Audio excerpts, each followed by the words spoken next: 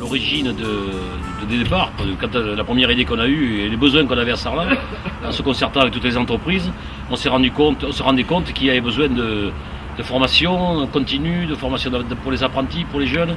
On se privait de beaucoup de ces choses-là parce qu'il fallait aller à Bergerac, qu'il fallait aller à Périgueux. Donc en concertation avec les entreprises locales et la Fédération du bâtiment, parce que moi je fais partie de la Fédération du bâtiment, on a mis la pression aux élus. Il y a peut-être entre 15 et 10 ans, je ne sais pas trop, on a mis la pression pour faire cet outil.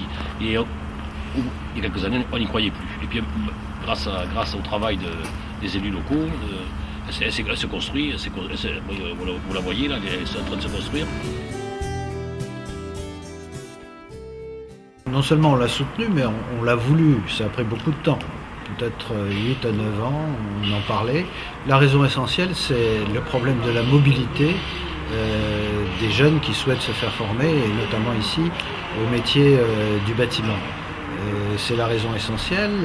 Sur un territoire où le métier du bâtiment a une vraie signification, il est en liaison directe d'abord avec le patrimoine, avec l'identité patrimoniale de l'ensemble du Sarladais, puisque le projet de la plateforme a été porté par le pays et voulu par le pays. Il comprend sur le plan du territoire à peu près 8 communautés de communes, et c'est la communauté de communes Sarlat-Périgord-Noire qui porte le projet pour le compte de ces communes et pour le compte du pays.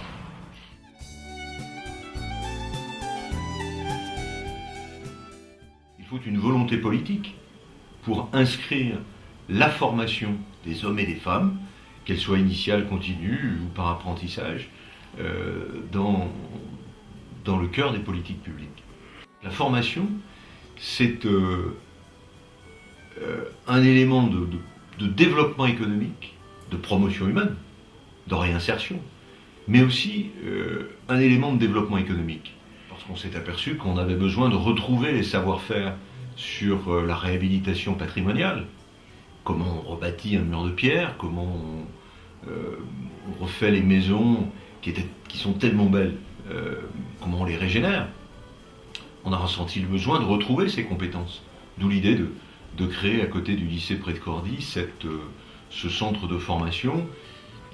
Il faut anticiper les mutations économiques, ce que nous ne savons pas assez faire, c'est-à-dire diversifier l'activité des territoires, ne pas se contenter de rester sur ses acquis, voir que les choses vont aller de plus en plus vite. Nous sommes un monde mondialisé, le village est devenu une planète, comme l'on dit. Donc il faut bouger les choses. Et nous avons un devoir d'anticipation.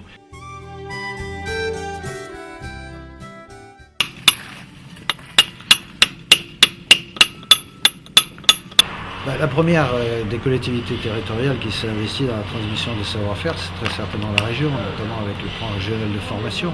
Il est bien évident, et notamment dans le cadre de la prochaine loi de décentralisation, les régions vont être un peu les chefs de file, et il faut que derrière elles entraînent l'ensemble des territoires, que ce soit les pays, que ce soit les départements, que ce soit les communautés de communes, parce que la transmission du savoir-faire, c'est d'abord une transmission qui trouve son origine dans les racines locales.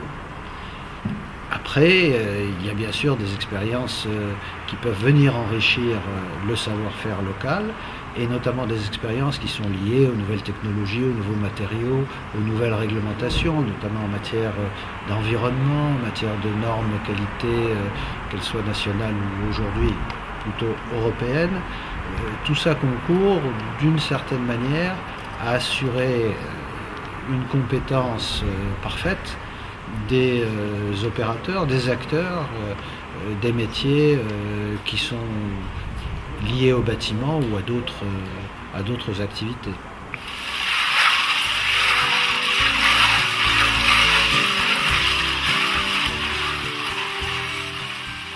Cette plateforme va servir, bien sûr, je vous dis tout à l'heure, pour le bâti ancien, pour avoir des performances de construction, pour que les jeunes sachent travailler, sachent bâtir, qu'ils soient performants.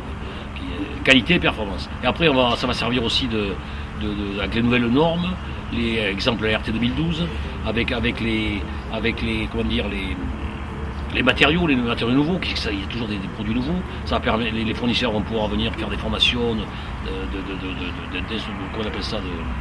d'instruction sur ces matériaux. Donc il y a toutes ces choses là qui vont faire que les ouvriers ça leur va leur donner une motivation aux jeunes, bien sûr, de qualité. Et puis de coordination avec les autres corps d'État aussi, parce que maintenant dans la RT 2012, il faut que toutes les entreprises collaborent ensemble. Il y a des histoires de cohabitation entre le menuisier, le maçon, l'électricien, le plaquiste et tout ça. Et tout ça, on a besoin de former les jeunes et les moins jeunes dans ce domaine-là.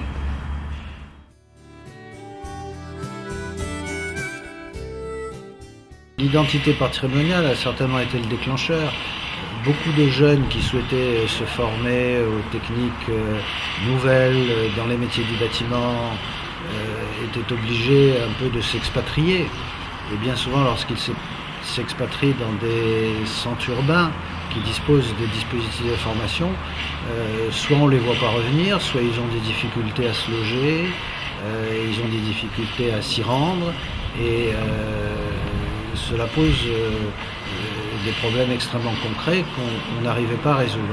Et donc plutôt que de les faire aller sur les centres de formation, on a pensé que la création d'un centre de formation, et notamment situé à côté du lycée d'enseignement général, mais aussi du lycée professionnel, avec la cafétéria, avec bientôt, je l'espère, un centre d'hébergement, et avec bien sûr l'appui de la région, ça a été une opération, je dirais, quasi parfaite dans sa compréhension et dans sa réalisation.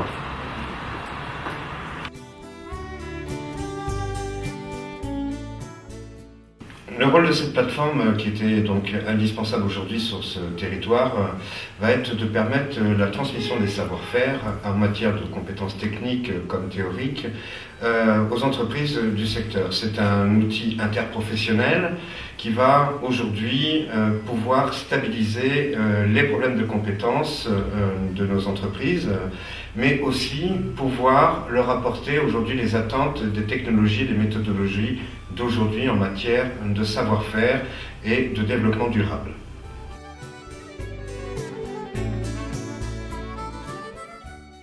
La plateforme de formation du bâtiment,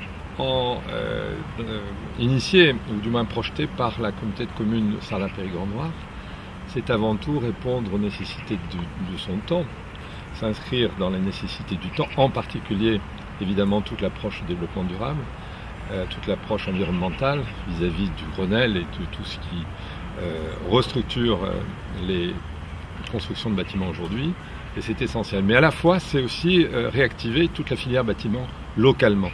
Donc c'est ancré dans son temps par les nécessités justement environnementales, et c'est ancré dans le territoire par rapport aux nécessités économiques. En fait, le développement durable, c'est ça. C'est à la fois du social, de l'économique et de l'environnemental. On est donc au cœur d'un ensemble de préoccupations, d'un ensemble de nécessités d'aujourd'hui. Et ce projet est tout à fait au centre de ces préoccupations locales et, je dirais, sociétales. Ce qui est évident, c'est qu'il y a 10 ans, un bâtiment tel que celui-là consommerait 4 fois plus d'énergie. Aujourd'hui, on a réduit ses consommations par 4, ce qui est quand même essentiel. On a la conception d'un captage de géothermie, c'est-à-dire qu'on va chauffer avec la chaleur du sous-sol qui sera captée à 80 mètres de profondeur, et on va donc ramener le fluide réchauffé sur une pompe à chaleur qui va être intégrée dans le bâtiment. Donc c'est une nouvelle approche. Haute qualité environnementale, ça concerne un ensemble de cibles. Il y a 14 cibles dans la haute qualité environnementale. Une des cibles importantes, c'est justement les économies d'énergie. Donc là, par rapport à ça, on est en plein dedans. Mais aussi, il y a aussi une notion de confort. Le fait d'avoir une isolation de grand niveau, c'est aussi un confort d'été. Donc c'est aussi une des cibles de la haute qualité environnementale. Une des cibles aussi, c'est la résistance des matériaux qu'on met en œuvre. de manière à ce que ça corresponde bien aux nécessités fonctionnelles. Notre chantier, quelque part, a participé à la formation, puisque pendant le cours du chantier, des plâtriers sont venus voir comment on mettait en œuvre, comment on appliquait justement les prescriptions de l'ART 2012. Ce qui fait que déjà, il y avait cette dimension pédagogique sur le chantier. Par la suite, pour prendre l'exemple, pour continuer sur l'exemple de la plâtrerie, qui est un des lots importants dans cette approche d'économie d'énergie, avec les électriciens, avec les plombiers, avec les menuisiers, le hall de second œuvre qui est au centre du bâtiment va permettre une très grande souplesse dans la mise en place de box pédagogiques. C'est-à-dire que les plâtriers vont, avec les menuisiers, qui pourront monter des menuiseries extérieures par exemple, vont pouvoir très facilement adapter leur programme pédagogique en montant des box de différents volumes, de différentes importances.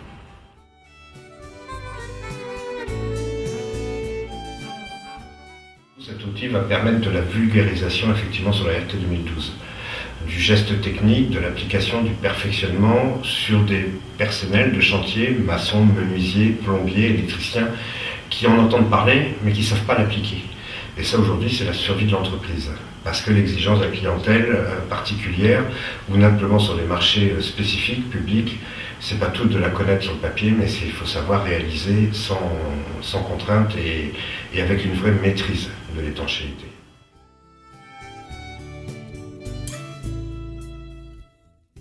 Théorique et pratique à travers de l'alternance de l'apprentissage, des référentiels qui vont être retravaillés par rapport et qui vont intégrer ces spécificités, de la formation continue pour les salariés d'entreprise, que ce soit effectivement des équipes de terrain comme des encadrants, et aussi tout un développement de nouveaux dispositifs et axes de formation sur les nouveaux produits, sur les nouvelles politiques environnementales pour les entreprises et pour les nouveaux marchés qui vont arriver aujourd'hui sur le secteur.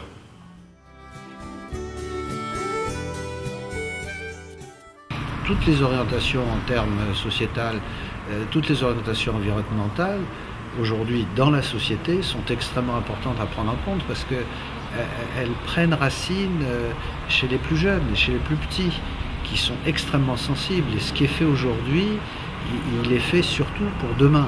Et les utilisateurs de demain, ce sont ceux qui sont dans nos écoles aujourd'hui et qui devront qui auront une très très forte attente dans ce domaine, bien plus que ceux qui ont déjà vécu une grande partie de leur vie.